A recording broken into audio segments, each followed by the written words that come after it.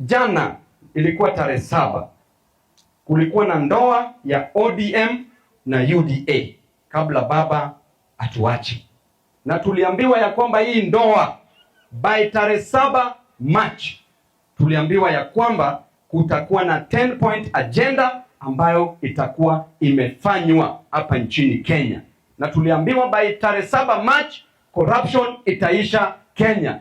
Iliisha? Haijaisha? Iliisha? Haijaisha? Tuliambiwa ya kwamba wamama wetu, vijana wetu watapata kazi. Wamepata kazi? Hawajapata? Wamepata kazi? Hawajapata? Tuliambiwa ya kwamba tarehe 7 Machi jana, tuliambiwa ya kwamba abduction itakuwa imekoma. Imekoma? Haijakoma? Tuliambiwa ya kwamba polisi wataruhusu watu kufanya mambo zao za kuassemble, kufanya rallies, peaceful rallies. Inapigwa tear gas? Haipigwi? Wanatuma guns? Hawatumi? Wanaua vijana? Hawaui? Kwa hivyo hiyo 10 point agenda ni bure, sio bure? Bure, sio bure? Kwa hivyo hiyo ndoa ya 10 point agenda iliisha jana. Na nataka niwaelezee wananchi wa Kaiti, hii serikali walipokuwa wakitafuta kura walikuwa wanyenyekevu sana. Waliambia watu wakipata serikali elimu itakuwa elimu bora, sio bora elimu. Je, mnapata bora elimu ama elimu bora? Tuliambiwa SHA itakuwa bora, matibabu bora, sio bora matibabu. Je, unapata matibabu bora ama bora matibabu?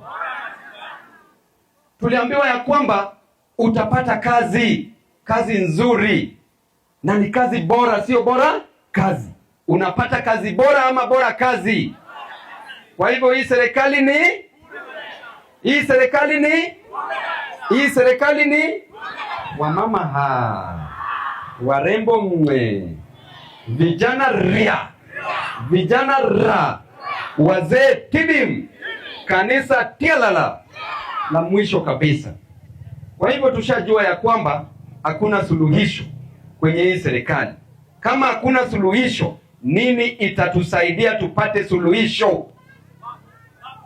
Ni maandamano ndiyo itatusaidia kupata suluhisho. Ni nini ilitoa wazungu Kenya? Ni nini iliwapatia multi-party system? Ni nini ilitupatia multi-party system? Ni nini ilitupatia katiba mpya? Ni nini ilitupatia katiba mpya? Ni nini ilifanya Ruto asiongeze ushuru?